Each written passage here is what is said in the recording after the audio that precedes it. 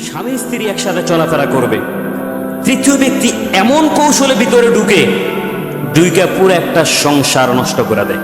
এরকম হয় না মনে হয়? বিশেষ করে আপনারা যারা গ্রামের বিচার করেন, যারা বিচারক, এই বিষয়টা প্রতি বেশি মনোযোগ বা বেশি জ্ঞান আপনাদের থাকবে। কি হয়েছে?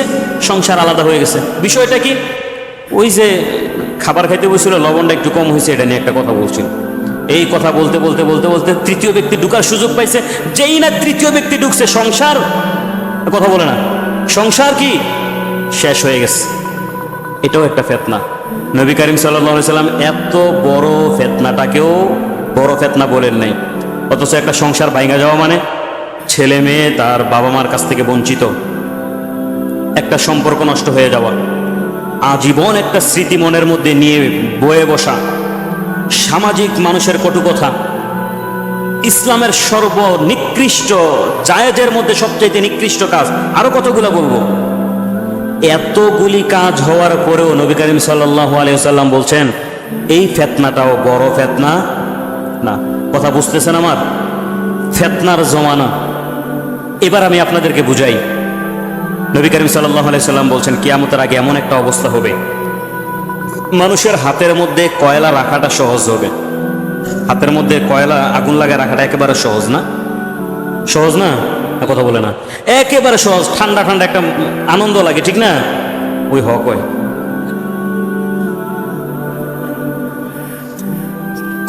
কয়লা আগুন লাগায় যদি হাতের মধ্যে রাখে, খুব আনন্দ আরাম লাগবে না?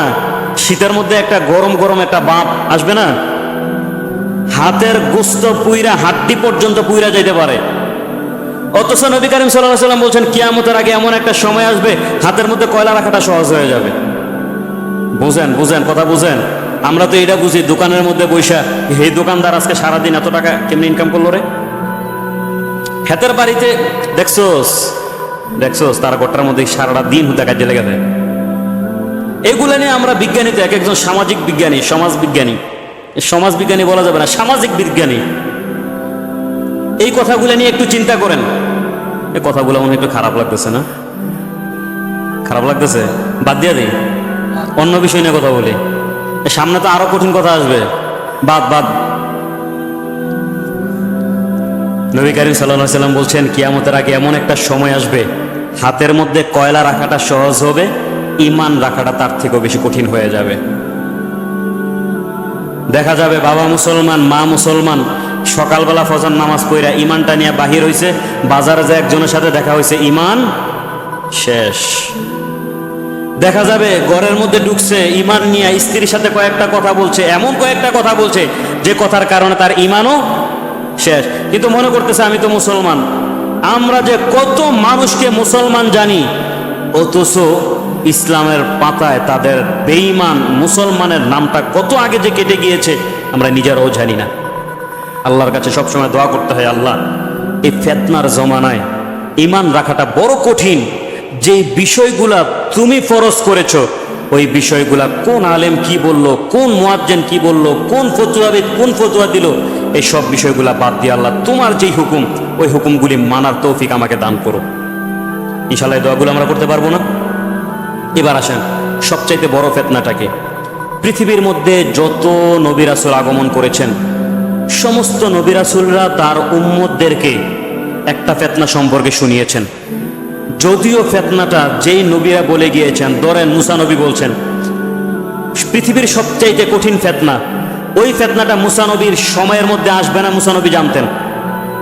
নূহ নবী তার উম্মতদেরকে ওই ফিতনা সম্পর্কে বলেছেন, সবচাইতে বড় ফিতনাটা।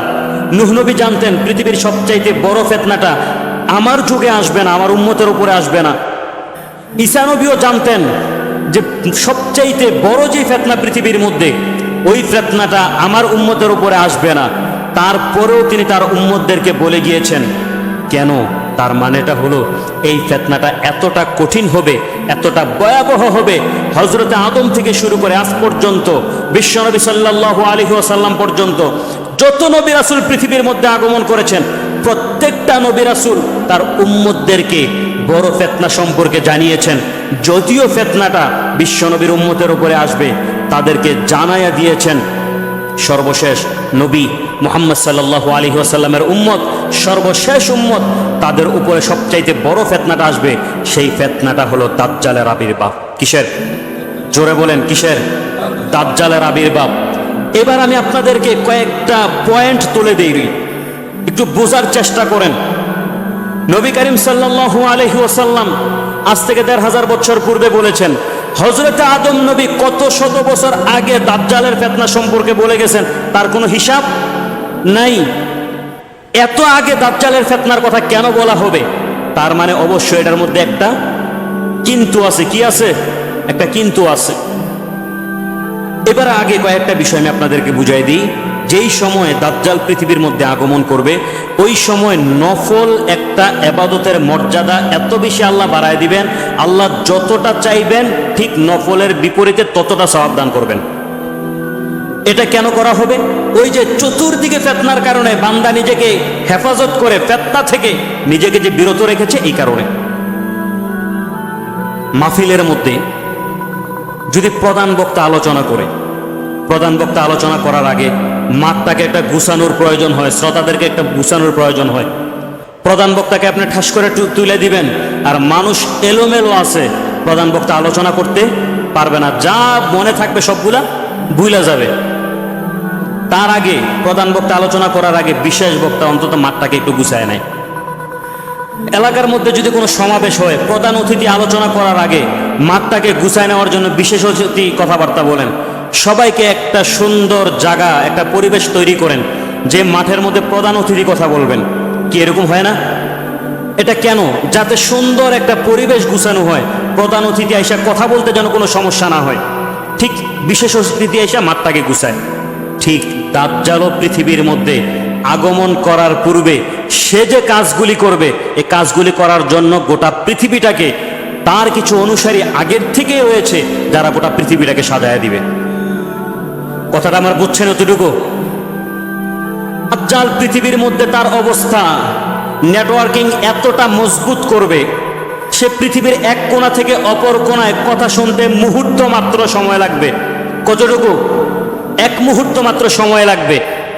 দাজ্জাল এখনো পৃথিবীর মধ্যে আগমন করে নাই, কিন্তু ওই যে দাজ্জাল এসে যে পৃথিবীর মধ্যে কাজ করবে, কাজ করাটা আমাদের বর্তমান সময় সহজ হয়ে গেছে। বুঝাই আমি আপনাদেরকে, পৃথিবীর দক্ষিণ প্রান্তে যদি কেউ থাকে, অপর প্রান্তে যদি আরেকজন থাকে, হাতে একটা মোবাইল নিলেই চলে, আর কিছু লাগে না। এই যে কথা বলার একটা পরিবেশ তৈরি হয়েছে কিনা? জোরে বলেন, হয়েছে কিনা? দ্বিতীয়ত আসেন, দাজ্জাল পৃথিবীর মধ্যে আইসা মুসলমানদের উপরে কষ্ট দিবে। কষ্ট দেওয়ার জন্য একটা ক্ষমতার প্রয়োজন হয় আগে। বর্তমান সময়ে মুসলমানদেরকে কষ্ট দেওয়ার জন্য অপরশক্তি যারা পৃথিবীর মধ্যে আছে, সুপ্রিম পাওয়ার, আমেরিকার দিকে তাকান, ফিলিস্তিনের দিকে, যে ফিলিস্তিনের উপর আক্রমণ করতেছে ইসরায়েল, সে রাশিয়ার দিকে তাকান, সেই পরিস্থিতি কি বর্তমান সময়ে হয়ে রয়েছে কিনা? জোরে বলেন। দাজ্জাল যে সে শক্তি নিয়ে কাজ করবে, সেই শক্তির কাজ এখনো পৃথিবীর মধ্যে পরিপূর্ণ হয়ে রয়েছে। ৩ নাম্বার, সে পৃথিবীর মধ্যে আসার পরে মাসলা মাসায়েল নিয়ে তার টার্গেট থাকবে শুধুমাত্র মুসলিমরা। দাজ্জালের শুধুমাত্র টার্গেট কে থাকবে? শুধু মুসলমানেরা থাকবে। সে মুসলমানদের ভিতরে বিভ্রান্ত তৈরি করবে, হঠাৎ করে তো আর পারবে না। এখন পরিবেশ তাকায়া দেখেন, একটু আগে আমি আপনাদেরকে বললাম ফরজ ওয়াজিব নিয়ে বিভ্রান্ত এখনই আছে, 20 বছর পরে এটা আরো বেশি বেড়ে যাবে। এই যে মুসলমানদের ভিতরে বিভ্রান্ত তৈরি করে দেওয়ার যে বিষয়টা এখন আছে না নাই? এখনই আছে। তার মানে দাজ্জাল আসার জন্য একেবারে কাছাকাছি সময় আমরা চলে আসছি। এখন এই মুহূর্তে আমাদের কয়েকটা কাজ করতে হবে, যে কাজগুলি করলে পরে দাজ্জালের কাছ থেকে বেঁচে যাওয়া যাবে। 1 নাম্বার, প্রত্যেক দিন সাজদার মধ্যে যে আল্লাহর কাছে বলতে হবে, আল্লাহ তোমার যে ঈমান নামক পৃথিবীর সবচাইতে নিয়ামত, এই নিয়ামত থেকে আমাদেরকে কোনোদিন বঞ্চিত কইরো না। এই দোয়াটা সবসময় কার কাছে করতে হবে? আল্লাহর কাছে করতে হবে। এই দোয়াটা যদি আমরা প্রতিনিয়ত করতে পারি, এরপরেও যদি আমাদের কোনো ভুল হয়ে যায়, আমাদের এই দোয়ার কারণে আল্লাহ তাআলা আমাদেরকে এতটা বেশি ঈমানি শক্তি দান করবেন, দাজ্জালের মোকাবেলা করাটা আমাদের ঈমানি শক্তি যথেষ্ট হয়ে যাবে। যার কারণে আজকে আপনারা তাকায় দেখেন না, পৃথিবীর মুসলমানদের উপরে আক্রমণ করে, দুর্বল কিচ্ছু নাই, পরাশক্তির উপরে তারা এমন কথা বলে, মানুষ মাঝে মাঝে বলে মুখ টানা যত্তারা কথা কয়। বুঝেন নাই? মুখ টানা যত্তারা কথা কয়। ঠিক মুসলমানদেরকে অবস্থা এমন দেখা যায়, আমেরিকারা মুসলমানদের উপর আক্রমণ করে, কই চাঁদ, সামান্য ছোট্ট একটা দেশ, কিছু মানুষ হঠাৎ করে নতুন করে এই দেশের উপর তারা আক্রমণ করা শুরু করছে। এই দেশটা তাদের হাতের মধ্যে নিয়ে আসবে, কিন্তু ওই চাঁদ, চাঁদ মানে ওই রাত্রিবেলা আমরা যে চাঁদ দেখি ওই চাঁদ না, চাঁদ একটা দেশের নাম।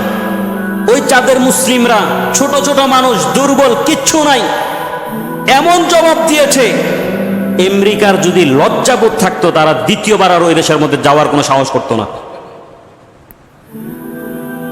ঠিক মুসলমানদের ভিতরে ইমানি শক্তি যখন চলে আসে, এমন এমন কথাবার্তা বলে, ইমানি শক্তির কারণে।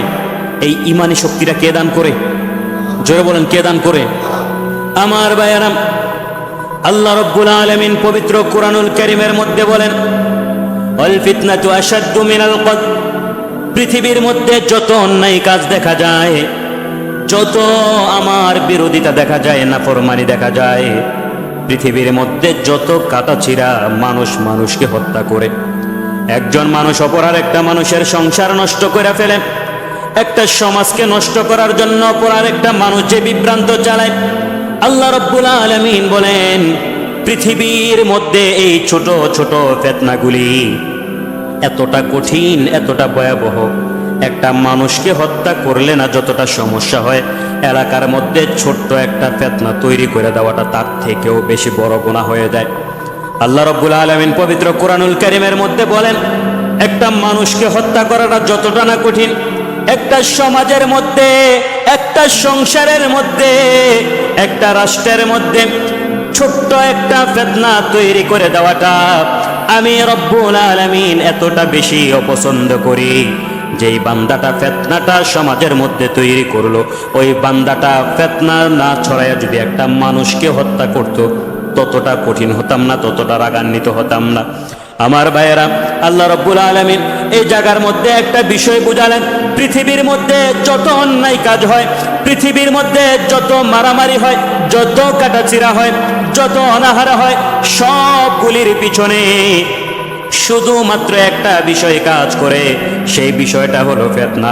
এই ফিতনা থেকে যদি আমরা মুসলমানেরা বেঁচে থাকতে পারি, আল্লাহ রাব্বুল আলামিন তিনি ওয়াদা করেছেন, আমার যত বান্দারা ফিতনা থেকে বেঁচে যাবে, প্রত্যেকটা বান্দাকে আমার জান্নাতের মেহমান বানায় দেব। শুধুমাত্র ফিতনা থেকে বেঁচে থাকার জন্য আল্লাহ আদেশ করেছেন। বলছেন যে বান্দা ফিতনা থেকে নিজেকে বাঁচায় নিবে, ওই বান্দাকে জান্নাতে নেওয়ার জন্য আমি রব্বুল আলামিন দায়িত্ব নিয়ে নেব। সুবহানাল্লাহ। পৃথিবীর মধ্যে দাজ্জাল আগমন করার অতি কাছে আমরা চলে এসেছি। যে যা বলবে অন্ধের মতো বিশ্বাস করা যাবে না। যা আমার ভাই বলেছে, আমার পীর বলেছে, আমার উস্তাদ বলেছে, আমার মসজিদের ইমাম বলেছে, চোখ বন্ধ করে কোনোদিন বিশ্বাস করবেন না। আমার কথাও যদি আপনার কাছে মনে হয় যে এই কথাটা ঠিক নয়, আপনি যাচাই করার জন্য আরো 4-5 জন আলেমের কাছে যাবেন, যে আমার মসজিদের হুজুর বলছে, ভুল তো হইতে পারে না। না, চোখ বন্ধ করে বিশ্বাস করবেন না।